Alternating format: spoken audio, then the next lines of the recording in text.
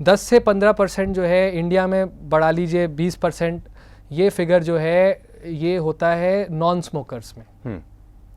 तो उसके कई कारण हैं, वो चर्चा उस पर अगर करें तो सबसे पहले तो हमारा पोल्यूशन है जो इतना एनवायरनमेंट हमारा पोल्यूटेड है, फ्रॉम इंडस्ट्रियल पोल्यूशन या व्हीकल पोल्यूशन वो होता है। गांव में चूल्हा होता है जिसको फूंक मार के करते हैं, वो एक काफ़ी बड़ा कारण है जिससे लेडीज़ को लंग कैंसर, जिन्होंने कभी धूम्रपान नहीं किया है उनको हो सकता है। एक कॉन्सेप्ट होता है सेकंड हैंड स्मोक। बिल्कुल, सेकंड हैंड स्मोक होता है कि आप खुद धूम्रपान नहीं करते हैं, आपके घर में कोई और धूम्रपान करता है, तो उसका धुआं जो है अगर हम लेते हैं तो वो भी उतना ही हानिकारक होता है। एक कॉन्सेप्ट है third hand smoke. Third hand smoke जो होता है कि धुआं हमने स्मोक किया गया है, पर्दे वर्दे में धुआं फंस गया है, जब उसकी साफ़ सफाई की तो वो धुआं भी हानिकारक होता है। तो सेकंड हैंड और थर्ड हैंड स्मोक जो होती है इससे कैंसर हो सकता है। क्या जेनेटिक भी हो सकता है?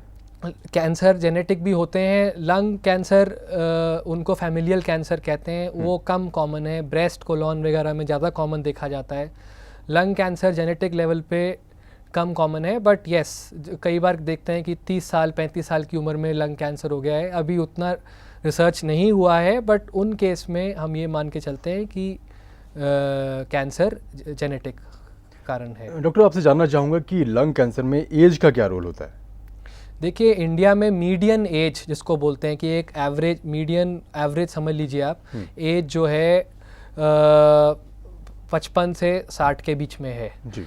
मतलब कहने का ये है कि इस उम्र से ऊपर के लोग जो हैं उनको कैंसर होगा।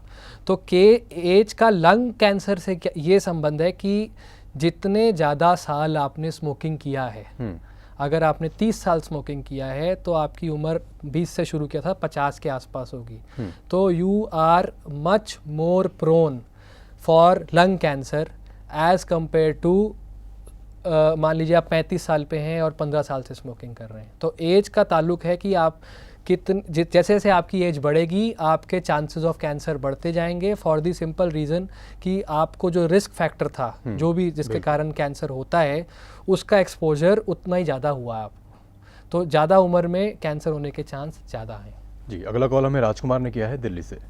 हेलो जी, बोलिए। मैं डॉक्टर साहब से पूछना चाहूँगा, सिगरेट पीने के बाद निकोटीन रिमूवर जो आता है उससे क्या कैंसर की संभावना कम होती है? देखिए निकोटीन जो होती है ये सिगरेट का वो पार्ट है जिससे नशा आता है। तो आजकल जब हम सिगरेट छोड़ना चाहते हैं तो डॉक्टर्स निकोटीन गम्स या निकोटीन की लॉजेंजेस या टॉफ़ीज़ प्रिस्क्राइब करते हैं ताकि जो वो सुरूर पार्ट है वो टेकन केयर ऑफ हो सकता है। मगर ये तभी कामयाब है अगर आपने सिगरेट पीनी छोड़ी है। अगर सिगरेट भी पी रहे हैं साथ में निकोटीन भी ले रहे हैं तो कैंसर का खतरा कम नहीं हुआ है। आपको पूरी तरह सिगरेट छोड़ें, स्टेप डाउन थेरेपी के तौर पे निकोटीन गम या उस तरीके की और दवाइयाँ आती हैं वो लीजिए, तब आपका कैंसर का खतरा कम होगा। अगर कोई बहुत लंबे समय से सिगरेट पीता है लेकिन फिर वो छोड़ देता है तो क्या कुछ समय बाद कैंसर होने का खतरा कम हो जाता है? देखिए इसमें ये डिपेंड करता है कि अगर शॉर्ट में आंसर दें तो हाँ, अगर आपने कैंसर सिगरेट पीनी छोड़ दी है तो कैंसर का खतरा कम हो गया है। मगर आंसर इतना सिंपल नहीं है, ये दो चीज़ों पे डिपेंड करता है। पहली चीज़ तो कि आपने कितने साल सिगरेट पी है। बिल्कुल ठीक है, आपने अगर सिगरेट जाके 70 साल पे छोड़ी कि अब मैंने छोड़ दी सिगरेट, तो लगभग ना के बराबर फ़ायदा होगा। अगर आपने 30 साल की उम्र पे सिगरेट पीनी छोड़ दी तो आपका रिस्क जो है एक नॉर्मल पॉपुलेशन के बराबर आ सकता है, वो भी 10 साल बाद। यानी कि आपने 30 साल पे सिगरेट पीनी छोड़ दी, अब 40 साल की उम्र पे आके आपका जो रिस्क ऑफ लंग कैंसर है it is usually equal to a normal population, but ये डिपेंड करता है कि आपने कितनी सिगरेट पी थी।